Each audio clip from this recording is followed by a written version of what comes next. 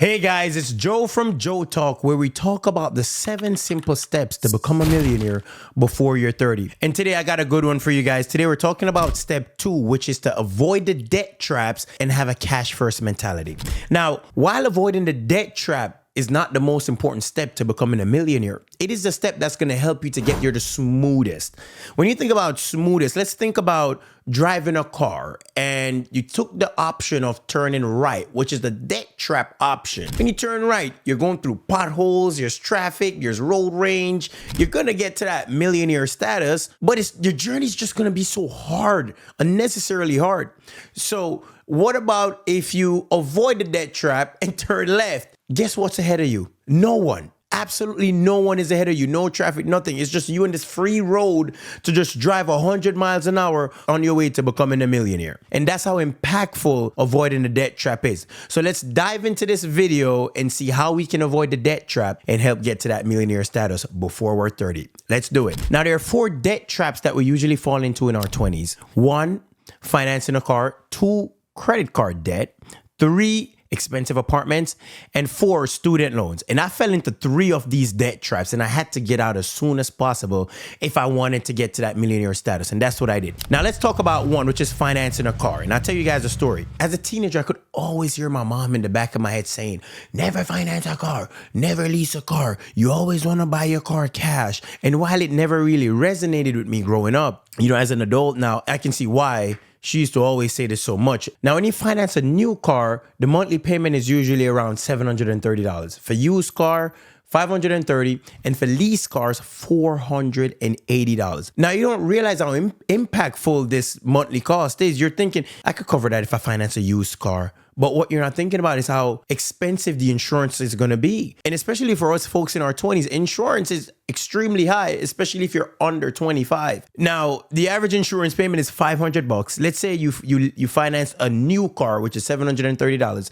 Now you're already in a $1,230 a month. Now, let's say your monthly income is $3,000 after taxes. That's you completely wiping away a third of your income. Now, the amount of options you have to take risk, do a new business, move somewhere else, it's so limited because almost all of your money is tied up into a car payment, which is asinine. Now, guys, you're going to hear me reference my mom a lot in these videos. That's because I got a lot of my financial principles from her. She just passed them down to me. She was always in the background saying, don't do this, don't do that with your money. And, it just kind of became a part of my life. Now, when you think about getting a car, what my mom suggested is save $5,000 and go buy a used car. You're in your 20s. You don't need a luxury car.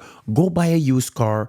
And, you're just trying to get from point A to point B anyways. We're not trying to impress anyone. We're trying to make $1 million. That's what we're trying to do. So that's what I would suggest. Go and buy a used car for $5,000. Yes, you can get a good used car. You just have to do your due diligence. Now, don't go and try and get a car at a dealership. You never want to do that. First, it's overpriced. Second, you most likely be dealing with a sleazy sales guy. You don't want to do that. You want to buy a car from someone. You want to meet up with that person, take the mechanic, have the mechanic review the car. Maybe this is from an elderly person who doesn't need a car anymore or somebody that's just trying to move on to something better.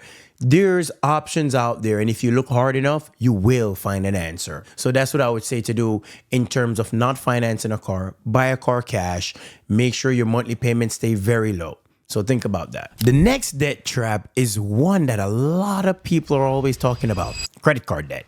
And what a lot of folks fail to mention is how deceptively dangerous it is. See, the thing about credit card is it makes you feel richer than you actually are, which is completely insane. Think about when you use a credit card and you pay for something. It's like you don't feel anything at all. You feel nothing because it's plastic. You don't feel anything. Now, when you go ahead and you use your debit card and you make a purchase, you feel a little pinch. When you go ahead and use your cash, it's like someone slap you in your face, so it's a lot more impactful. The thing about credit card is when you use a credit card, it's like you're pushing the impact of using that card in the future. You don't feel it right now. With your debit card, you do, but it's plastic, so you don't really feel it. You don't really let go of anything. You use the card and you take it back. But when you use your cash, you give your cash and you don't get it back. So you feel it a lot more. So listen, you can fall into this debt trap easily. I did. And I consider myself as someone that was financially disciplined at the time. I couldn't believe when I checked into my credit card statements, when I logged into the app, and I looked and I'm like, wait, what? How am I so close to the limit That I had $5,000 credit limit. Now I have a statement balance of 4,900 and something. Wait, I don't understand. How did this happen? And then you start going through the statements and you realize, oh, wow, yeah, I did actually get ice cream there. Yeah, I did purchase that. Yeah, I did pay for everyone with that. That's when I realized that the credit cards, they're actually stronger than me. They have a sense of control over my life, and I didn't want that anymore. Guys, these credit card companies, they've hired the world's best psychologists to try and get to understand you even more. Why? To get you to spend more. They don't have your best interest at heart. They're capitalists. They're just trying to make some money. That's what they're trying to do. So think about that. Now, you might be asking yourself, what should you do then? Like folks like Dave Ramsey said, cut up your credit card, get rid of them. And that's when I realized this credit card is too strong. I can't do this. So I completely got rid of it. Now, you might be asking yourself the question, how do I build my credit then? If you're saying get rid of the credit card, how do I build my credit? And this is where I devised the plan where I combine Dave Ramsey's approach with something I made up. Now, it's a 4-step approach where you can build your credit and have that self-control where you're not overspending and getting close to that credit limit. Let's talk about step 1. Step 1 is after you become financially disciplined, you're going to go ahead and get a credit card that has a $2,000 limit. That's all you want. You don't want any more. And now a lot of you guys are probably asking yourself, what does financially disciplined mean? Well, I defined it at the time as I went 4 months without using no credit card.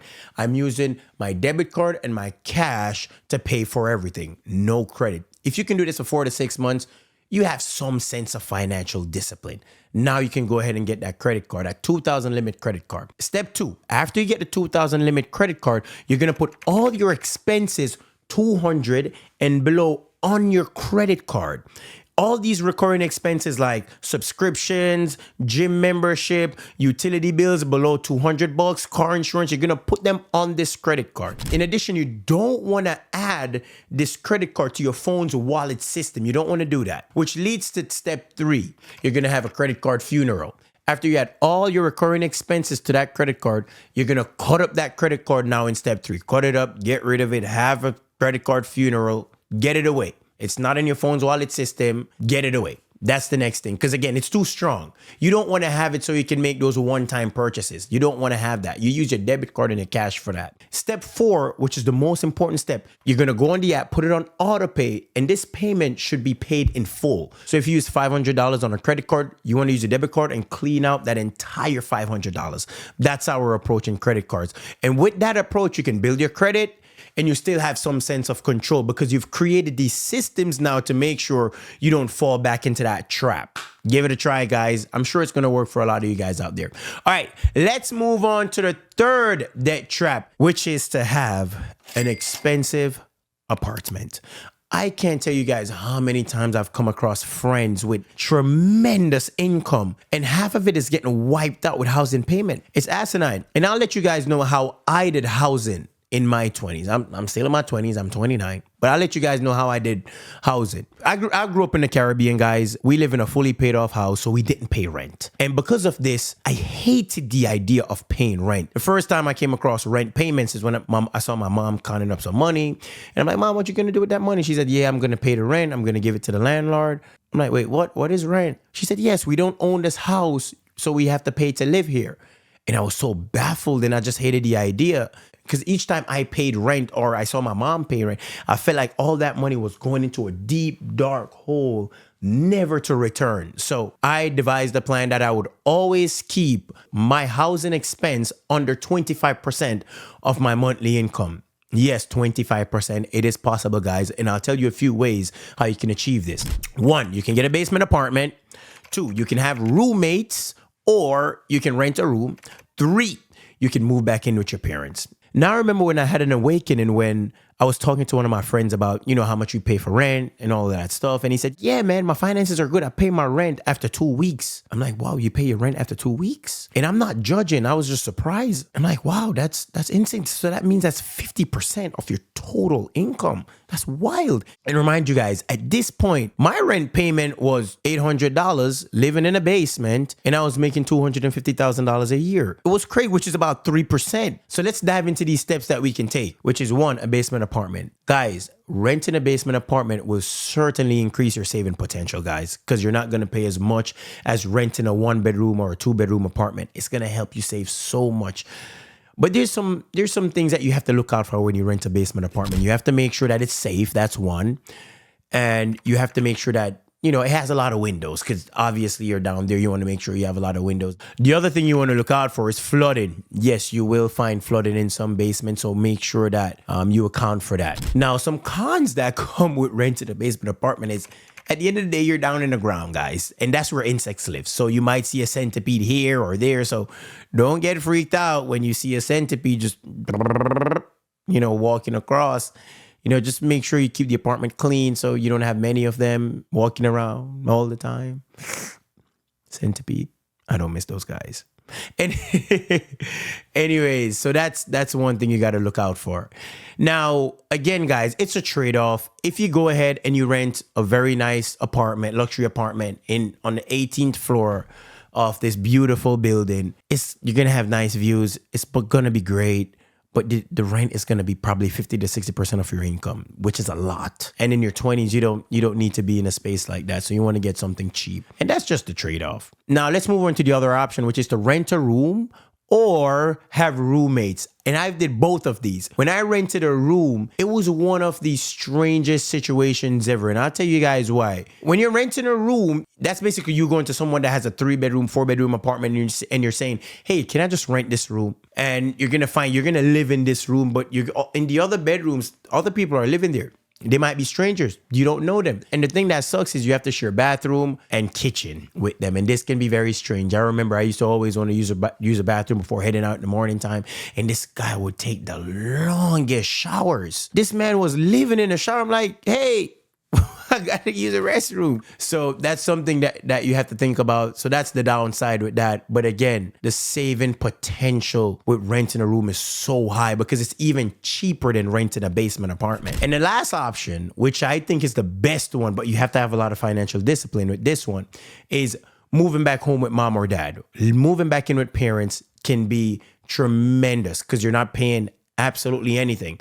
If you can provide a tangible plan to your mom or dad saying, hey, I'm going to move back home so I can save for 2 years so I can purchase this house. I'm sure your parents are probably going to say, yeah, you can move down in the basement and you don't have to worry about anything. Just get your own food, cook your own food, and don't come upstairs and eat any of our stuff. That's 100% possible. But with that option, guys, you have to make sure you remain financially disciplined because you don't want to look at that extra income as, yeah, now I have an extra $2,000 a month. I can use this to get a new shoes. I can use this to go out somewhere. You have to make sure you don't fall into that trap. So that's one thing to keep in mind. So let's move on to the next debt trap, which is student loans.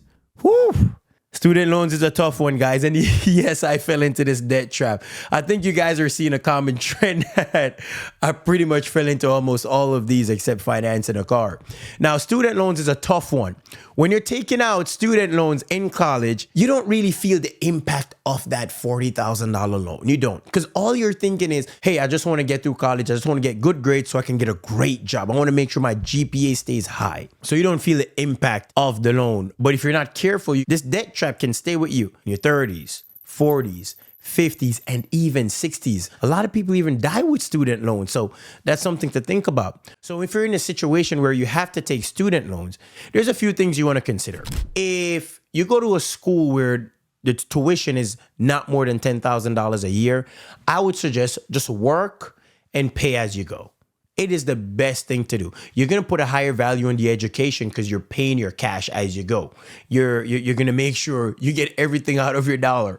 So that's one. Two, if your tuition is, on the higher side, I suggest stop the bleeding and find another school where it's more affordable. Sometimes you can go to in-state school where the tuition is a lot more affordable and you can pay as you go. And some of the times you do get financial aid as well. So those are some things you want to think about. The other thing you want to think about when it comes to student loan is you want to know everything about that loan. You want to know when you're going to start making payments. You want to know what's the interest. You want to know all those things because it can really affect you. And I'll tell you guys a story of how that affected me. I went to a college here in New York, which is CCNY. It's a great college. Love the college. The campus is beautiful and it's in Harlem. So when I went to CCNY, I received financial aid, but I still had to work to cover my rent and study at the same time. And I felt like this affected my grades for a long time. So I wanted to try something new this year. I said, what if I could just take out student loans that would cover my housing expense and I'll be able to study more? So that's what I did. I went and I got $8,000 worth of student loans, and that covered my living expenses for a year. And to your surprise, I didn't do good that semester. For some reason, I did not do well that semester. And, I graduated, got to the point where I started working, started my business, and I got an email from Credit Karma that your credit score has been impacted negatively. I'm like, wait, what? So I logged into Credit Karma and saw that my credit score went down 100 and something points. So I'm like, what the hell? What happened here? And I looked and I realized Nelnet reported that you haven't made payment on your student loan for over 6 months. And my heart just dropped and I'm like, oh my goodness, I completely forgot that I had student loans. And I'm sure that I'm not the only one that this happened to. So this happens to a lot of folks. So make sure when you take those student loans, you want to look and see when you have to pay them back. Now, at this point, I was running my business, so I paid it off in full. I paid that $8,000 in full, hoping my credit would skyrocket again, but that didn't happen. It took about 2 years before that came off my credit history. So these are some things you want to consider on your path to becoming a millionaire. If you have that debt, it's going to slow you down. It's like potholes. It's like traffic. It's like road rage. It's just going to slow you down. But if you don't have no debt, that path is going to be so much smoother. Now, when you don't acquire debt, it's going to force you to think a lot more creatively to solve your problems. And the one thing I know about humans is when you don't have resources, we tend to be very resourceful. So that's something you should consider. So I hope you guys like this one. Avoiding the debt trap is going to help you to become a millionaire a lot easier. So like, share, and subscribe if you get any value from this video at all. Thank you so much, guys. Bye-bye.